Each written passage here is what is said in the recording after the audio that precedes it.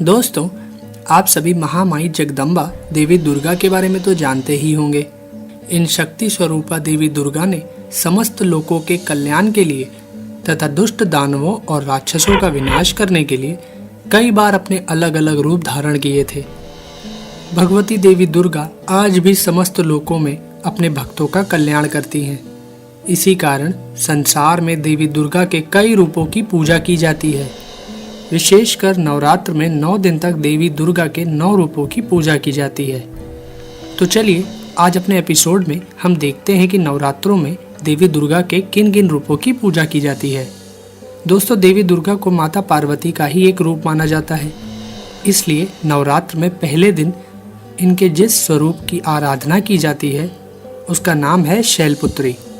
पर्वतराज हिमालय के यहाँ पुत्री रूप में जन्म लेने के कारण इनका नाम शैलपुत्री पड़ा था। दोस्तों, देवी शैलपुत्री अपने पूर्व जन्म में ब्रह्मा जी के मानस पुत्र प्रजापति दक्ष की पुत्री थी। तब इनका नाम सती था और इनका विवाह भगवान शंकर जी के साथ ही हुआ था। परंतु देवी सती ने अपने उस जन्म में अपने पिता के यज्ञ के हवन कुंड में अपना दाह करके शरीर त्याग दिया था। देवी सती का दूसरा जन्म शैलपुत्री के रूप में हुआ और इनका विवाह भी भगवान शंकर जी के साथ हुआ था। देवी शैलपुत्री को हम देवी हेमवती व देवी पार्वती के नाम से भी पुकारते हैं।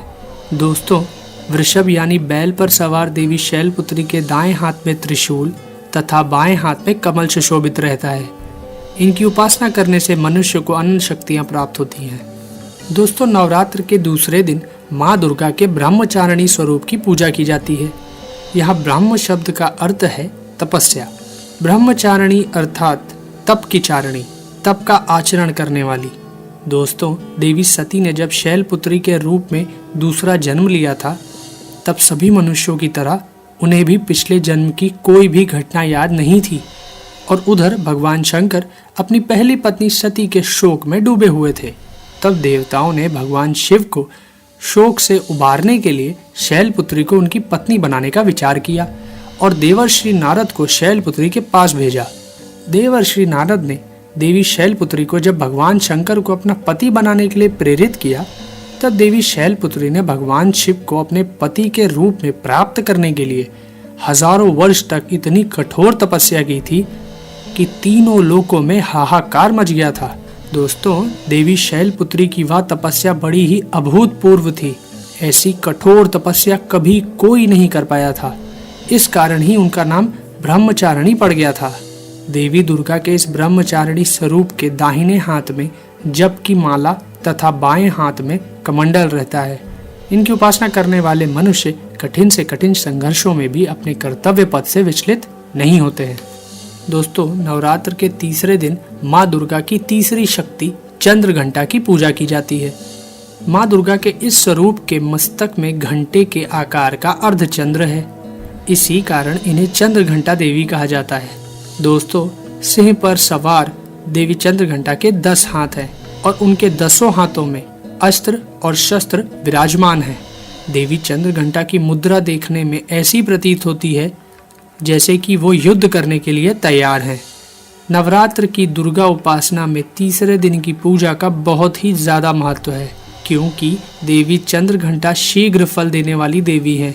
इनकी भक्ति करने वालों को इनकी कृपा से जल्द ही अलौकिक वस्तुओं के दर्शन होने लगते हैं, दिव्य सुगंधों का अनुभव होने लगता है तथा तरह तरह की दिव्य ध्वनियाँ सुनाई पड़ने लगती हैं। कहते हैं ऐसे क्षणों में भक्तों को बड़ा सावधान रहने की आवश्यकता होती है। देवी चंद्रघंटा की साधना पूर्ण होने पर अति शीघ्र फल प्राप्त होता है। माँ चंद्रघंटा अपने भक्तों के समस्त पाप और बाधाएं नष्ट कर देती हैं। दोस्तों, माँ दुर्गा के चौथे स्वरूप का नाम है कुष्मांडा।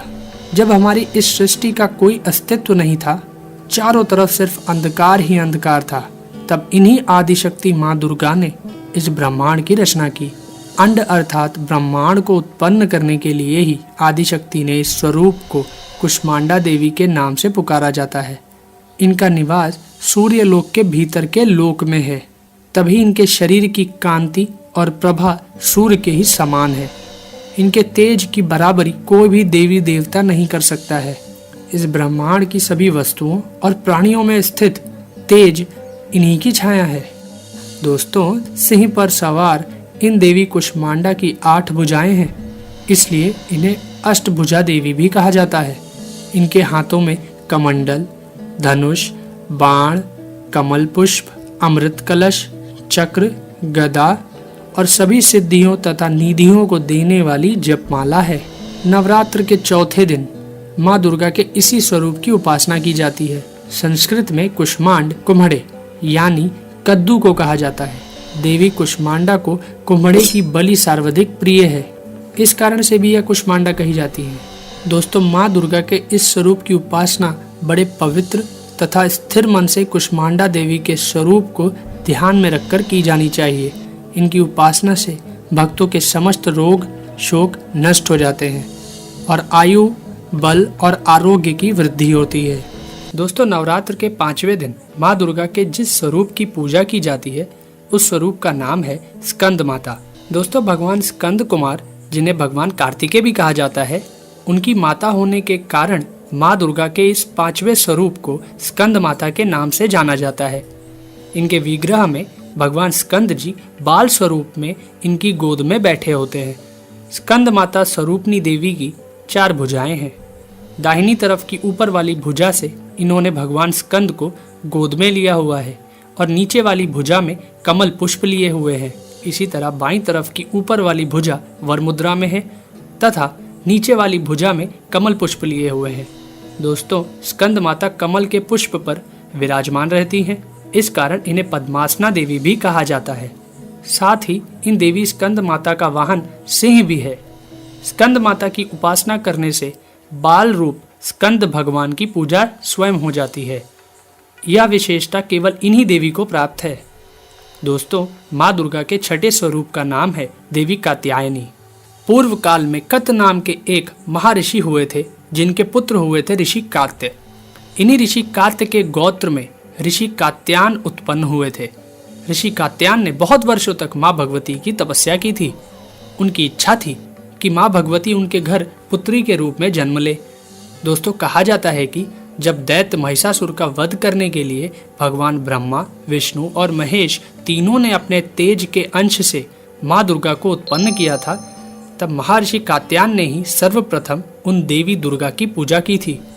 इसी कारण से देवी दुर्गा का यह स्वरूप देवी कात्यायनी कहलाया और ऐसी मान्यता है कि इन्हीं देवी कात्यायनी ऋषि कात्यायन के यहाँ पुत्री के रूप में उत्पन्न हुई थी।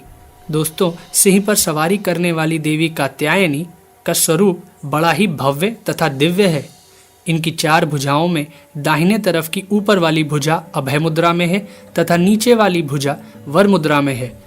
बाईं तरफ की ऊपर वाली भुजा में तलवार तथा नीचे वाली भुजा में कमल पुष्प सुशोभित है। माँ देवी की इस कात्यायनी स्वरूप की पूजा नवरात्र के 6ठे दिन की जाती है। माँ कात्यायनी अपने भक्तों को 4 फल अर्थ, धर्म, काम और मोक्ष प्रदान करती हैं।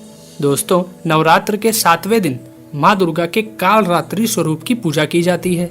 देवी कालरात्रि के शरीर का रंग घने अंधकार की तरह काला है। सर के बाल बिखरे हुए हैं और इनके 3 नेत्र हैं। इनकी नाक से अग्नि की भयंकर ज्वालाएं निकलती रहती हैं। गधे पर सवारी करने वाली देवी कालरात्रि के दाहिने तरफ की ऊपरी भुजा वर मुद्रा में है तथा नीचे वाली भुजा अभय मुद्रा में है। बाईं तरफ की ऊपर वाली भुजा में लोहे का कांटा है और नीचे वाली भुजा में खड़ग है। माँ कालरात्रि का स्वरूप देखने में अत्यंत भयानक है, परंतु यह सदैव शुभ फल प्रदान करती हैं। इसी कारण इनका नाम शुभंती भी है। दानव, दैत्य, राक्षस, भूत, प्रेत आदि इनके स्मरण मात्र से भयभीत होकर भाग जाते हैं। इनके भक्तों को अग्नि भय, जल भय, जंतु भय, शत्रु भय, रात्रि भय आदि कभी नहीं होते हैं। दोस्तों, माँ दुर्गा की 8वीं शक्ति का नाम है महागौरी। इनका रंग पूर्णतः गौर है। इनकी गौरता की उपमा शंख, चक्र, चंद्र और कुंद के फूल से दी गई है। देवी महागौरी की आयु 8 वर्ष की मानी गई है। इनके वस्त्र आभूषण भी श्वेत हैं। वृषभ की सवारी करने वाली देवी महागौरी की 4 भुजाएं हैं। इनके दाहिनी तरफ का ऊपरी हाथ अभय मुद्रा में है और नीचे वाले हाथ में त्रिशूल है और बाईं तरफ के ऊपर वाले हाथ में डमरू और नीचे वाला हाथ वर मुद्रा में है। देवी महागौरी ने अपने पार्वती रूप में जब भगवान शिव को प्राप्त करने के लिए कठोर तप किया था, तब इनका रंग काला पड़ गया था। फिर भगवान शिव ने इनके शरीर को गंगा जल से मलकर धोया तो इनका शरीर विद्युत के समान कांतिमान हो उठा। तभी से इनका नाम महागौरी पड़ गया था। नवरात्र के दुर्गा पूजा में 8वें दिन देवी महागौरी की पूजा की जाती है। देवी महागौरी की उपासना से सभी पाप नष्ट हो जाते हैं। भविष्य में कभी पाप और दुख भक्तों के निकट नहीं आते हैं। माँ दुर्गा की 9वीं शक्ति का नाम सिद्धिदात्री है। यह देवी सभी प्रकार की सिद्धियों को देने वाली है। देवी सिद्धिदात्री की कृपा से ही भगवान शिव का आधा शरीर स्त्री का हो गया था और वह संसार में अर्धनारीश्वर के नाम से जाने गए थे। सिंह की सवारी करने वाली देवी सिद्धिदात्री कमल के पुष्प पर भी आसीन होती हैं। इनकी 4 भुजाएं हैं, जिसमें दाहिनी तरफ की नीचे वाली भुजा में चक्र तथा ऊपर वाली भुजा में गदा विराजमान है तथा बाईं तरफ की ऊपर वाली भुजा में कमल पुष्प तथा नीचे वाली भुजा में शंख है। नवरात्र की दुर्गा पूजा में 9वें दिन देवी सिद्धिदात्री की पूजा की जाती है। देवी सिद्धिदात्री की उपासना पूर्ण कर लेने के बाद भक्तों की सभी मनोकामनाएं पूरी हो जाती हैं।